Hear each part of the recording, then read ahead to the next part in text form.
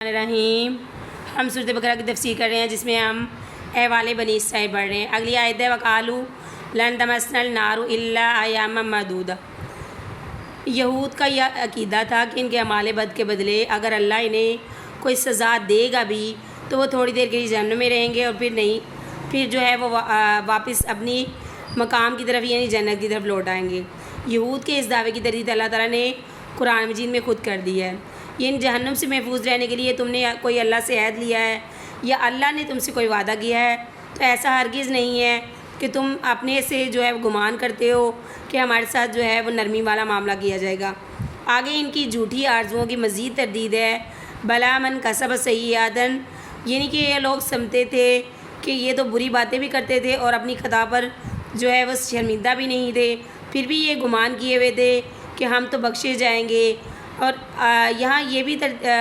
بتایا جا رہا ہے کہ جو شخص جو ہے قصداً بری باتیں کرے اور اپنی غلطی کو غلطی بھی نہ مانے، اس کی جو تھوڑی بہت نیکی ہوگی اس کا بھی اثر جاتا رہے گا، اور ایسے لوگ جو ہیں وہ ہمیشہ ہمیشہ کے لیے جہنم میں جائیں گے۔ یہود بھی جو ہے وہ اسی طرح ڈٹے ہوئے تھے، وہ نہ تو عیسیٰ علیہ السلام کو نبی مان رہے تھے اللہ کا، اور نہ تو توریت کی باتوں پر عمل کر رہے تھے، اور نہ ہی جو ہے پیارے نبی صلی اللہ علیہ وسلم کو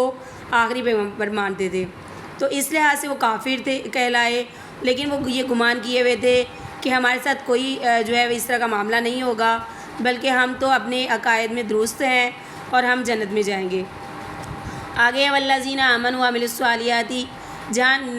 جو ہے وہ یہود کو ڈرایا جا رہا ہے اور تنبیہ کی جا رہی ہے کہ تم اپنے اعمال سے باز آ جاؤ ورنہ تمہارا ٹھکانہ جو ہے وہ دوزخ ہے جس میں ہم ہمیشہ ہمیشہ رہو گے۔ یہاں ایمان والوں کو بشارت بھی دی جا رہی ہے والذین آمنوا وعملوا الصالحات کہ جو لوگ ایمان لائے اور جنہوں نے نیک عمل کیے وہ ہمیشہ کے لیے جنت میں رہیں گے، یہی ان کا ٹھکانہ ہے۔ جو ہے یہود کے غلط گمان کی یہاں تردید کی جا رہی ہے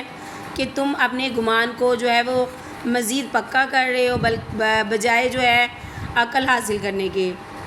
امت مسلمہ کے لیے مقام فکر، اہل اسلام اپنی کتاب اور سنت پر سختی سے عمل پیرا ہوں۔ پچھلی قوموں کا جو حشر ہوا ان کے متعلق جو ہے وہ وصیتیں آئیں یا ان کو وعدے کی گئیں، تو اللہ تعالیٰ فرماتے ہیں کہ کہیں اس امت پر بھی اللہ پاک ان کی نافرمانیوں کی بدولت جو ہے یہ اس طرح کے عذاب نہ ٹھہریں۔ یہ تو پیارے نبی صلی اللہ علیہ وسلم کی دعا ہے کہ ہم لوگ عذابوں سے بچے ہوئے ہیں، ورنہ جو پچھلی امتیں تھیں ان کی صورتیں مسخ ہو جاتی تھی۔ بخاری میں شریف کی حدیث ہے کہ حضرت ابو ہریرہ رضی اللہ تعالیٰ عنہ سے روایت ہے کہ حضرت صلی اللہ علیہ وسلم نے ارشاد فرمایا قیامت قائم نہ ہوگی جب تک کہ نہ کرنے لگے میری امت پچھلے زمانوں کے طریقوں کو بالشت بھر اور ہاتھ بھر جو اگلے زمانے کے کافروں کی رسمیں تھیں، اور ان رسموں کو کرتے ہوئے وہ شرم بھی محسوس نہیں کریں گے بلکہ یہ کہیں گے کہ یہی دین ہے۔ حضرت صلی اللہ علیہ وسلم نے فرمایا کہ یہ میری امت کے کچھ لوگ ہوں گے جو ان طریقوں کو اپنائیں گے اور دوسروں کو بھی اس پر چلانے کی کوشش کریں گے۔